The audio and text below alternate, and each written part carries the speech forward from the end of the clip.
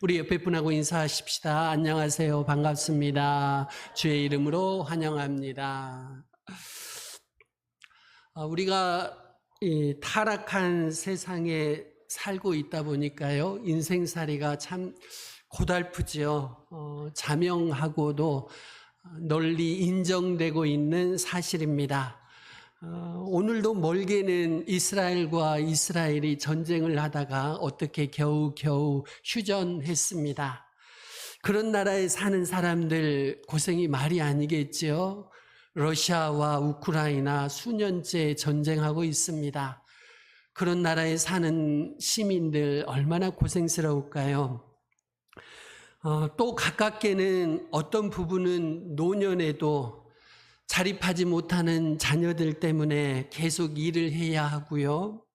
어떤 부인은 정성스럽게 남편 병간호를 하다가 이제는 자기가 병들고, 어떤 가정은 반항하는 10대 자녀들 때문에 씨름하고 있고, 어떤 여인은 젊은 나이임에도 암과 처절하게 싸움을 하고 그렇습니다. 그리스도인이라고 해서 우리를 압도하고 있는 이런 환경들로부터 우리가 면제된 것이 아니지요. 면제되지 않을 뿐만 아니라 가만히 보니까 우리 주변에 있는 불신자들보다도 우리 그리스도인들이 더 고생하는 것 같고 더 많이 힘들어하는 것 같습니다. 그런데 여러분, 2000여 년 동안 수많은 그리스도인들이 사도 바울에게 주신 주님의 말씀을 통해서 고난 중에도 위로를 얻고 힘을 얻고 견딜 힘을 얻어왔습니다. 그 말씀이 오늘 본문에 나오는데요. 내 은혜가 내게 족하도다. 내 은혜가 내게 족하도다. 바울은 보니까요, 많은 역경을 거쳤던 사람입니다. 환난, 궁핍, 고난, 매맞음, 갇힘, 소동, 수고로움, 자지 못함, 배고픔, 우리가 겪을 것이라고 생각할 수 있는, 상상할 수 있는 많은 고난을 겪었습니다. 그런데 가장 고통스럽고 슬픈 것이 하나 있었습니다. 바울은 그것을 자기 육체에 있는 가시, 곧 사단의 사자라고 부르고 있지요. 우리는 바울의 육체에 있는 가시가 무엇이었는지 알지 못합니다. 그것이 무엇이었든지 그것이 그의 선교 사역에 있어서 방해물이었고요. 그것은 오늘 본문에 의하면 사단의 공격, 사단의 사자였지만 하나님이 허락하셔서 그에게 주어졌습니다. 바울은요, 아주 독특한 경험을 했지요. 셋째 하늘로 이끌려가서 낙원에 가보았고요. 거기에서 말로 표현할 수 없는 말들을 들었습니다. 여러분, 셋째 하늘 낙원에 올라가 봤다니까요. 그리고 말로 표현할 수 없는 말들을 들어봤습니다. 이 황홀한 경험, 바울만이 했던 이 경험은 그를 아주 교만하게 할 수 있었지요. 하지만 지혜가 무궁하시고 바울을 너무나 사랑하시는 하나님이 바울이 교만의 유혹에 빠지도록 그냥 내버려 두지는 않으셨어요. 바울의 교만을 막기 위해서 방파제로 육체의 가시, 사단의 사자를 주셨던 거지요. 첫 번째입니다. 하나님의 도우심입니다. 저는 이 시간 내 은혜가 내게 족하도다, 이 중요하고 축복된 말씀에 초점을 맞출까 합니다. 이 말씀이 하나님의 은혜의 또 다른 측면을 보여주기 때문입니다. 지금까지가 우리가 은혜를 생각해 보았는데, 지금까지 우리가 생각했던 은혜는 예수 그리스도로 말미암아 값없이 우리에게 주어지는 하나님의 호의로 정의되는 보통의 은혜를 생각해 왔습니다. 이 시간에는 성령을 통해서 주시는 하나님의 도우심, 이런 의미로 사용되는 은혜라는 단어를 생각해 보려고 합니다. 이 도움도 사실 부활하신 그리스도의 능력이 하나님의 성령에 의해서 우리에게 전달되고 있는 것이지요. 은혜는 신약 성경에서 여러 곳에서 이런 의미를 가지고 있습니다. 칼빈은 내 은혜가 내게 족하도다. 이 말씀에 대한 주석에서 이렇게 설명합니다. 여기서 은혜라는 단어는 다른 데서와 같이 하나님의 은총을 의미하는 것이 아니고 하나님의 값없이 베푸시는 은혜로 말미암아 우리에게 오는 성령의 도우심을 지칭하기 위해 사용되었다. 이렇게 설명했습니다. 바울은요, 고린도전서 15장 10절에서 이와 동일한 의미로 은혜라는 단어를 사용했고요. 고린도전서 15장 10절 같이 한번 읽어보려고 합니다. 시작. 그러나 내가 나된 것은 하나님의 은혜로 된 것이니 내게 주신 그의 은혜가 헛되지 아니하여 내가 모든 사도보다 더 많이 수고하였으나 내가 한 것이 아니요 오직 나와 하나님의 은혜로다. 아멘. 내가 나된 것은 하나님의 은혜다. 내가 나된 것은 하나님이 도와주셔서 된 것이다. 라는 그런 뜻입니다. 또 이런 겁니다. 사도 바울이 누구보다도 더 많이 고생했는데 그것은 자기가 잘나서가 아니었고 하나님의 은혜였다. 하나님이 도와주셔서였다라고 고백합니다. 이 구절에 대해서 찰스 하찌는 이렇게 설명합니다. 이 문맥에서 하나님의 은혜는 하나님의 사랑이 아니고 값없이 은총으로 여겨지는 성령의 도우심입니다. 이것은 많은 구절에서 은혜라는 말의 신학적인 의미, 대중적인 의미일 뿐만 아니라 성경적인 의미이기도 합니다. 은혜라는 말의 대중적인 의미, 성경적인 의미, 우리가 흔히 사용하는 은혜는 어떤 의미일까요? 이런 겁니다. 나는 마음에 들지 않는 이웃 사람을 하나님의 은혜로 사랑할 수 있어서 말할 때의 은혜입니다. 무슨 뜻일까요? 하나님이 도와주셔서 나는 보기 싫은 그 사람을 사랑할 수 있었어라는 겁니다. 그러니 내가 그 사람을 사랑하는 것은 내 능력에서 나온 것이 아니고 하나님의 도우심이었다. 그런 뜻으로 은혜라는 단어를 쓰는 것이지요. 물론 이때는 하나님의 도우심 없이는 불가능한 어떤 상황에서 하나님의 능력 주심을 가리키고 있습니다. 나는 그 사람을 사랑할 수가 없지요. 그런데 하나님이 능력을 주셔서 그 사람을 사랑하게 되는 겁니다. 하나님의 도우심입니다. 우리는 그 도움이 성령의 도우심을 통해서 우리에게 온 것이라는 것을 알고 있고요. 은혜라는 단어를 이런 의미로 사용한 예를 빌립보서 4장 12절 13절에서도 우리가 찾아볼 수 있습니다. 같이 읽습니다. 시작. 나는 풍부에 처할 줄도 알아. 모든 일 곧 풍부와 궁핍에도 아는 일체의 비결을 배웠노라. 내게 능력 주시는 자 안에서 내가 모든 것을 할 수 있느니라. 아멘. 내게 능력 주시는 자 안에서 이 말 대신에 하나님의 은혜로라는 말을 넣으면 이렇습니다. 하나님의 은혜로 내가 모든 것을 할 수 있느니라가 되는 거지요. 낯설게 들리기는 합니다만은 그 의미는 전혀 바뀌지 않았습니다. 하나님의 은혜로 내게 능력 주시는 자 안에서 이 말은 같은 뜻입니다. 우리가 은혜로 살아간다. 그건 무슨 뜻인가요? 하나님이 도와주셔서 살아간다. 하나님이 능력 주셔서 살아간다. 하나님이 능력 없으면 나는 이 인생 살 수가 없다라는 그런 고백이지요. 그러니까 은혜라는 단어는 두 가지 의미를 갖는데 이 두 가지는 서로 보완 관계에 있습니다. 첫째, 그것은 그리스도로 말미암아 우리에게 값없이 베푸시는 하나님의 호의로서 이것에 의해서 구원과 기타 모든 축복들이 값없이 우리에게 부어지고 있습니다. 두 번째는 성령을 통한 하나님의 도우심입니다. 이 두 번째 은혜 역시 성령의 도우심 역시 그리스도로 말미암아 우리에게 주어지는 모든 기타 축복들 가운데 하나입니다. 그러니까 첫 번째 은혜 속에 포함되는 것이 분명합니다. 하지만 첫 번째 은혜는 모든 축복들의 근원으로서의 은혜에 초점을 맞추고 있는 반면에 두 번째 은혜는 구체적으로 우리 안에 계신 성령의 역사로 표현되는 하나님의 은혜에 초점을 맞추고 있는 거지요. 그래서 은혜의 이 두 가지 측면을 우리가 구분할 필요가 있습니다. 하나님은 예수 그리스도를 통해서 모든 축복을 주시는 그 은혜를 우리에게 주실 뿐만 아니라 오늘도 우리 가운데 계셔서 우리를 도우시는 줄로 믿습니다. 그 은혜를 생각해 보는 것이지요. 두 번째, 육체의 가시입니다. 여러분, 우리가 은혜가 필요하듯이 바울 역시도 은혜가 필요했습니다. 그런데요, 육체의 가시도 필요했습니다. 조금 의아하게 들리시겠지만 바울은요, 은혜가 필요할 뿐만 아니라 육체의 가시가 필요했습니다. 왜요? 육체의 가시가 하나님의 은혜였습니다요. 우리와 마찬가지로 바울도 교만의 유혹을 받기가 쉬웠지요.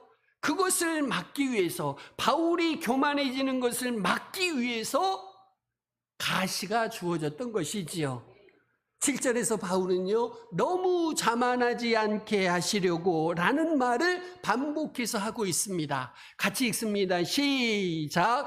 여러 계시를 지극히 크므로 너무 자만하지 않게 하시려고 내 육체의 가시 곧 사단의 사자를 주셨으니 이는 나를 쳐서 너무 자만하지 않게 하려 하심이라. 아멘.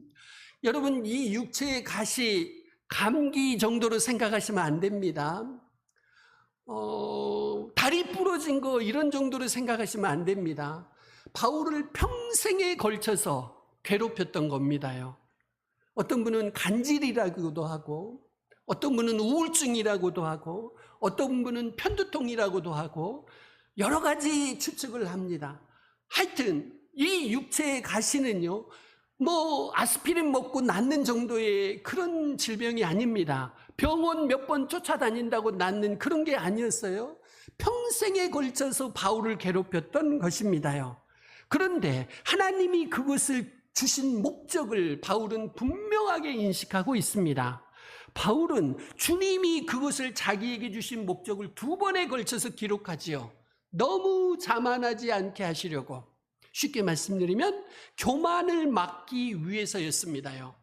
그러면 여러분이 아시는 바울은 교만한 사람인가요? 아니요. 바울은 누구보다 겸손한 사람입니다. 그는 자신을 모든 성도 중에 지극히 작은 자보다 더 작은 자입니다. 죄인 중에 괴수입니다. 그렇게 겸손했던 바울이지요. 그럼에도 바울은 자기가 여건만 주어진다면 교만해질 수 있다는 것을 너무나 잘 알고 있었지요. 지극히 큰 계시를 받은 것은 바울이 얼마든지 교만해질 수 있는 그런 조건이 되었던 것이지요. 바울만 그렇겠습니까요? 우리 모두 얼마든지 교만해질 수 있지요. 하나님이 교만한 자를 물리치시고 겸손한 자에게 은혜를 베푸시잖아요. 그러니까 교만은 은혜와 정반대편에 있는 겁니다. 교만은 흔히 독선적인 태도지요. 자기는 영적으로 날마다 성장하고 있는데 옆에 있는 다른 성도들 보니까 자기만큼 성장하지 않는 거예요. 그것을 보면서 자신의 영적 성장을 자랑하고 싶은 유혹을 받습니다. 혹은 옆에 있는 다른 성도들이 유혹에 넘어지는 것을 보면 그것을 염려해 주기보다는 자기 의로 그 사람을 비판하지요. 이건 모두가 교만입니다요. 그 사람 어떻게 그럴 수가 있지? 나라면 절대 안 그럴 텐데. 그렇죠. 저 사람 왜 저러는 거야? 나는 안 그러는데. 그렇게 여러분이 생각하면 하나님이 뭐라고 하실까요? 정말이냐? 너무 자만하지 말아라. 장담하지 말아라. 말씀하십니다. 옆에 있는 사람에 대한 여러분의 의로운 분노와 실망에는 자기 의라는 교만, 죄악된 태도가 숨어 있기가 쉽습니다. 교만은요, 아주 교묘하게 우리들 마음속에 자리를 잡고 있습니다요. 하나님의 은혜가 아니었으면 나도 그랬을 거야. 누가 넘어질 때 옆에서 하나님의 은혜가 아니면 나도 그랬을 거야. 아마도 이런 말을 여러분 가끔 해왔을 것입니다. 그런데 여러분 정말 그렇게 생각하십니까요? 하나님의 은혜가 아니면 나도 그랬을 거야. 저는 여러분이 그렇게 생각하고 있지 않다고 생각합니다. 여러분이 정말로 하나님의 은혜가 아니면 나도 그랬을 거야, 그렇게 생각하신다면, 그것이 진심이라면 우리는 훨씬 덜 성도들에게 비판적일 것이고 그리스도 안에 있는 형제 자매들을 향해서 훨씬 더 동정적일 것이고 동정할 것이고 그들을 위해 진심으로 기도하는데 더 열심을 낼 것입니다요. 하나님은 그 가시가 무엇이었든지 간에 그것을 바울에게 주실 때 선한 목적을 가지고 계셨어요. 비록 사단을 통해 주시긴 했지만 그것을 주신 분은 누구겠어요? 하나님이셨어요. 하나님. 사실 사단은요, 바울을 교만으로부터 지키는데 아무 관심이 없어요.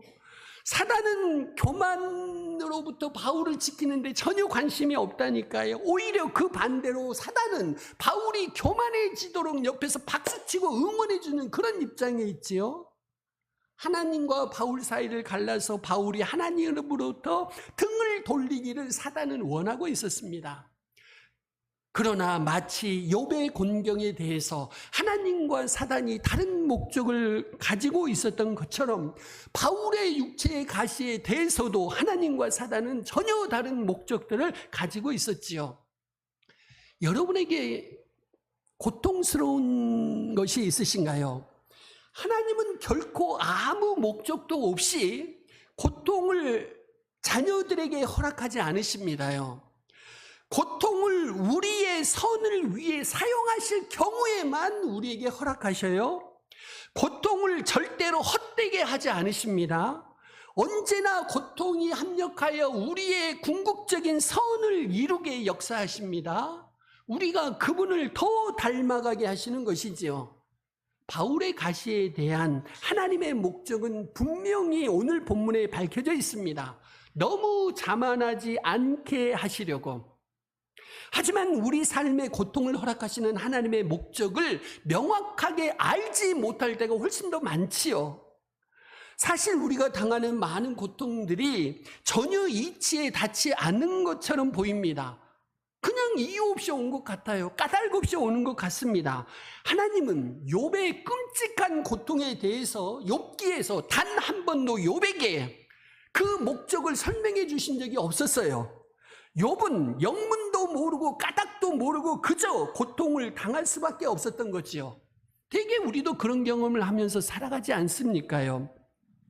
바울은 자신을 치기 위해서 가시가 주어졌다고 오늘 본문에서 밝히고 있습니다. 여기에 사용된 치다라는 단어가 고린도전서 4장 11절에서도 사용되고 있는데요. 그 부분을 개역 성경은 매맞다라고 번역해 놓았고 새번역 성경은 학대를 받다로 번역을 해 놓았어요. 그러니까요, 바울은 사단에게 매를 맞았고요, 학대를 당했던 것입니다요. 베드로 사도가 근신하라 깨어라 너희 대적 마귀가 우는 사자같이 두루 다니며 삼킬 자를 찾나니라고 했지요. 여러분, 사단은요 아주 잔인하고 아주 사악하고 아주 교만합니다. 교묘합니다. 할 수만 있으면 우리를 전부 다 삼키려고 합니다. 하나님이 허락하시는 최대한대로 우리를 때리고 우리를 학대합니다. 그러나 요셉의 형들이 요셉을 노예로 팔았던 경우처럼 마귀는 우리를 해치려고 할 경우라도 하나님은 그것이 선이 되도록 역사해 가십니다요. 육체의 가시 때문에 바울은 너무 고통스럽고 번뇌했지요. 그것이 바울에게서 떠나가게 하기 위해서 바울이 3번 주님께 간구했습니다요. 그 가시가 육체적인 고통이든 감정적인 고통이든 혹은 둘 다든 어느 때보다 극심하게 느껴질 때가 있었을 것입니다. 그럴 때 3번에 걸쳐서 바울은 하나님께 그것을 제거해 주십시오 하고 하나님께 부르짖었을 것입니다요. 3번째, 자기 의뢰라는 교만입니다. 하나님은 바울의 간절한 요청에도 불구하고 가시를 제거해 주시지 않으셨어요. 그렇게 훌륭한 사도이고 고생한 사도인데 그에게서 가시를 제거해 주지 않았어요. 세계 기독교 역사를 보면은요, 훌륭한 치유 사역자가 평생에 걸쳐서 자기는 병으로 고생하는 사역자들이 있습니다요. 다른 사람을 축복해 주면서 성도들이 축복받도록 사역을 했던 사역자들이 정작 자신은 너무나 가난하고 어렵게 살았던 사역자들이 많이 있어요. 하나님은 왜 그렇게 하시는 것일까요? 바울이 고린도 후서를 쓸 때는 지극히 큰 계시를 받은 지 14년이 되었을 때라고 합니다. 그 기간 동안에 그는 온갖 역경을 겪었고요. 그는 자신의 유혹을, 자만의 유혹을 막기 위해서 가시가 필요했었습니다요. 그런데 하나님은 그것에 대해서, 그 가시에 대해서 더 큰 목적을 가지고 계신다는 것을 오늘 본문에서 밝히고 있습니다요. 그것은 무엇이냐? 바울은 그분의 은혜에 하나면 족하다는 것을 경험하게 하셨어요. 바울이 교만해지지 않을 뿐만 아니라 하나님의 은혜 하나면 육체의 가시가 있어도 부족한 것이 없다. 그것을 깨닫게 하기 위해서 하나님은 육체의 가시를 바울에게 주셨던 거지요. 하나님은 바울이 성령의 도우심이야말로 그에게 필요한 전부라는 것을 배우기를 원하셨어요. 바울이 힘을 얻기 위해서 계속 성령을 의뢰해야 한다는 것을 배우기를 원하셨어요. 그분의 의뢰 하나면 충분하다. 그것을 배우기를 원하셨어요. 그래서 육체의 가시를 주셨다고요. 우리는 죄악되고 무가치하지요. 그래서 하나님의 은혜가 필요합니다. 또한 우리는 연약하고 무력합니다. 무능합니다. 그래서 하나님의 은혜가 필요합니다.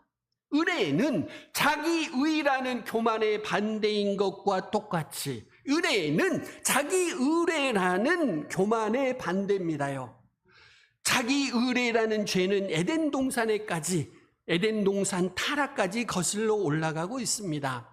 하와에 대한 사단의 유혹 가운데 하나가 자기를 의지하는 것, 자기를 의뢰하는 그런 유혹이었습니다.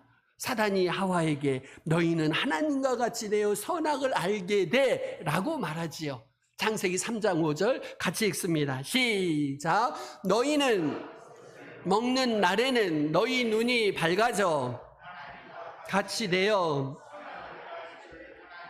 아심이니라. 아멘.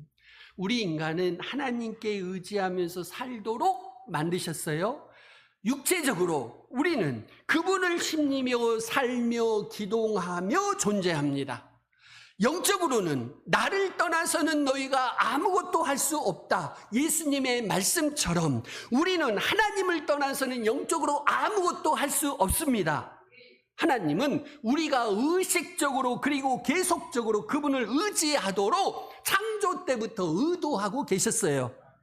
그런데 사단은요, 하와를 유혹해서 자립하도록 자급자족하도록 만든 것이지요.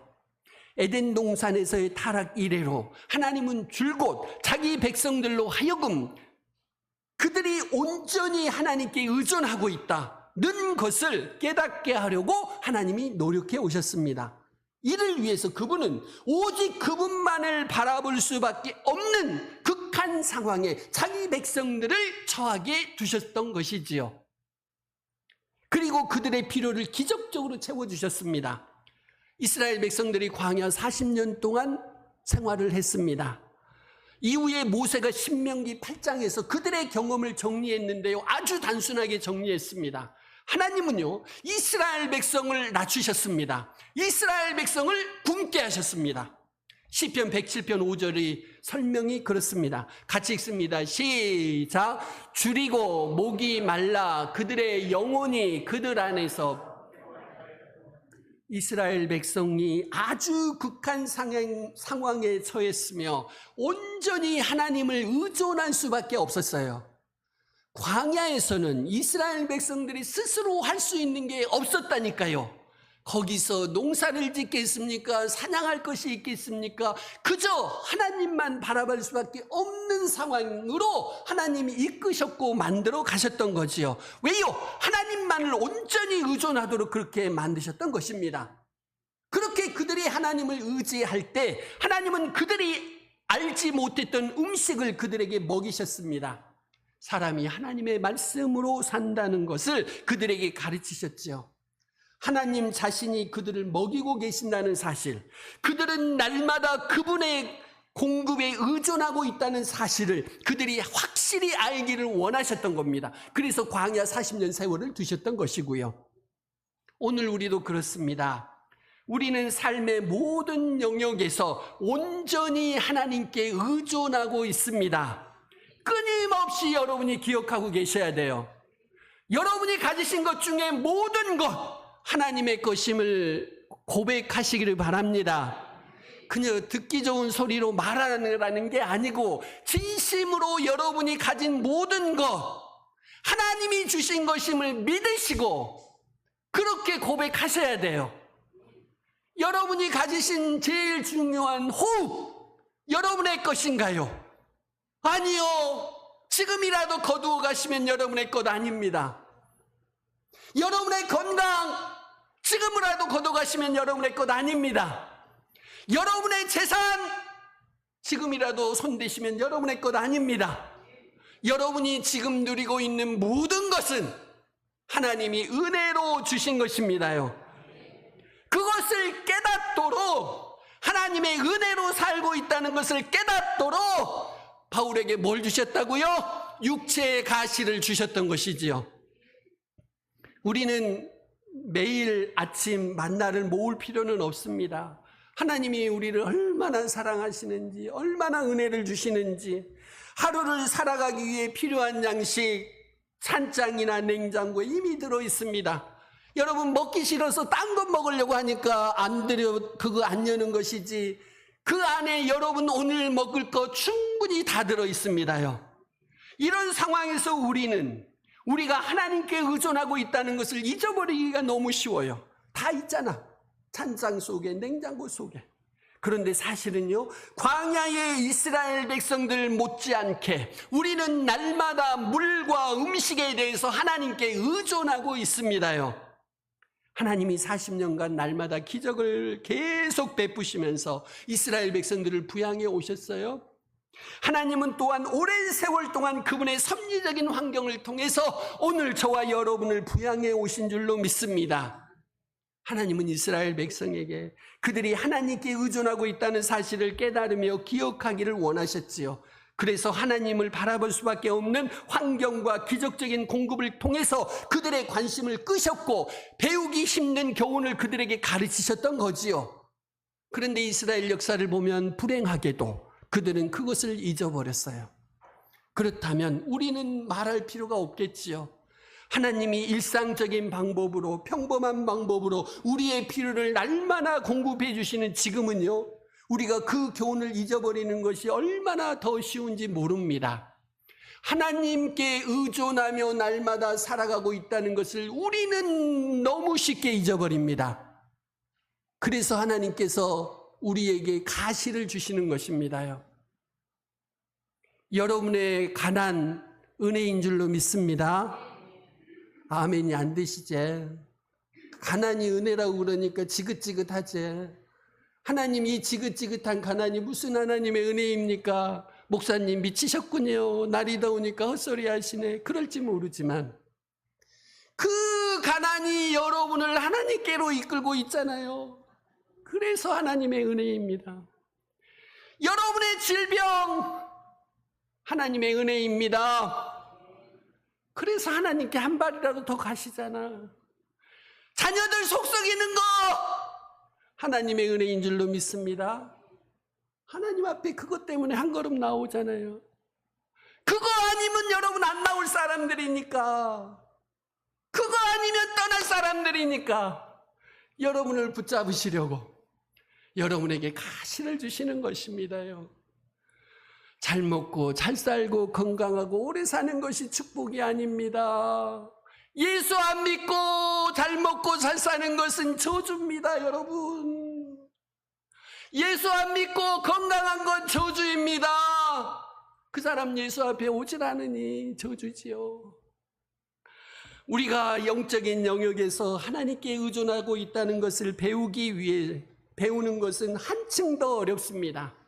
돈이 없으면요, 이거는 그냥 너무 명확합니다. 식품을 살 돈이 없거나 카드 막을 돈이 없는 것은요, 아주 쉽게 우리의 관심을 끌지요.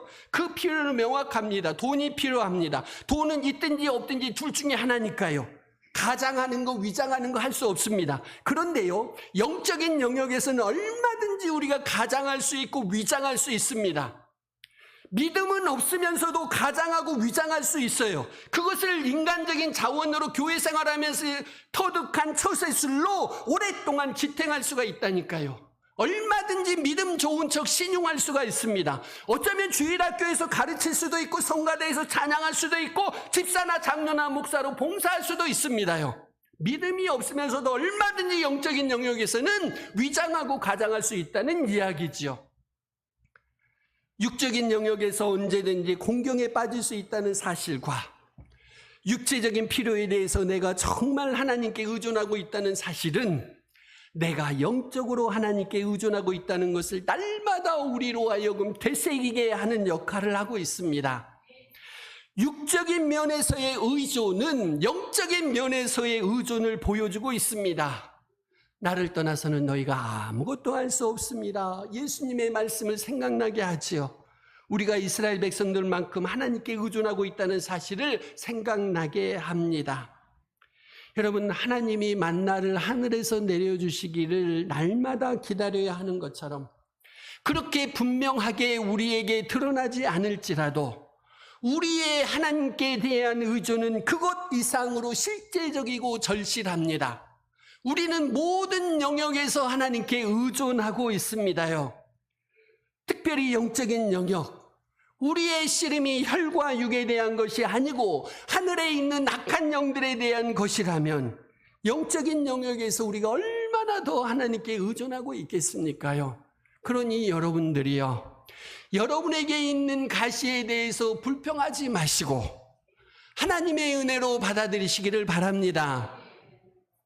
그것 때문에 여러분이 오늘도 믿음으로 살아가고 계시고 그것 때문에 오늘도 여러분이 하나님 앞에 한 걸음 더 나오고 계시니까요. 우리 이 시간 같이 기도하며 결단하시겠습니다. 은혜의 또 다른 측면은 하나님의 도우심, 성령의 도우심입니다. 우리는 육체의 영역에서뿐만 아니라 영적인 영역에서도 하나님의 도우심이 간절히 필요합니다. 주님, 날마다 매 순간 은혜를 부어 주옵소서. 주님, 도와주시옵소서. 육체적으로 영적으로 필요한 모든 것 공급하여 주옵소서. 또한 육체의 가시 사단의 사자가 바울에게 하나님의 은혜, 하나님의 도우심이었듯이 오늘 내게 허락하신 연약함, 질병이나 가난이나 모든 어려움이나 하나님의 은혜요, 하나님의 도우심인 줄로 믿습니다. 그러니 하나님의 내 삶에 허락하신 모든 연약함 감사하며 하나님의 은혜로 하나님의 도우심으로 받게 하옵소서. 우리 같이 기도하며 결단하시겠습니다.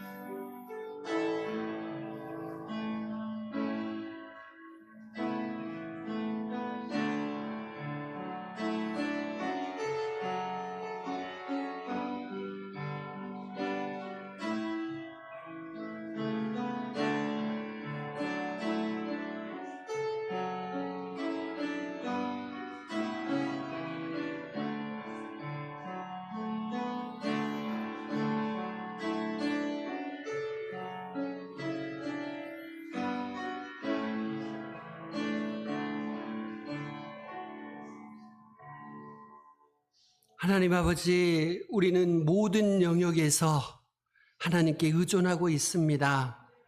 주님의 도우심이 없이는 살아갈 수 없는 연약한 존재들입니다. 우리를 아시는 주님, 우리에게 은혜를 부으시고 도와주시옵소서. 육체적으로 영적으로 필요한 것들 아시니 공급하여 주옵소서.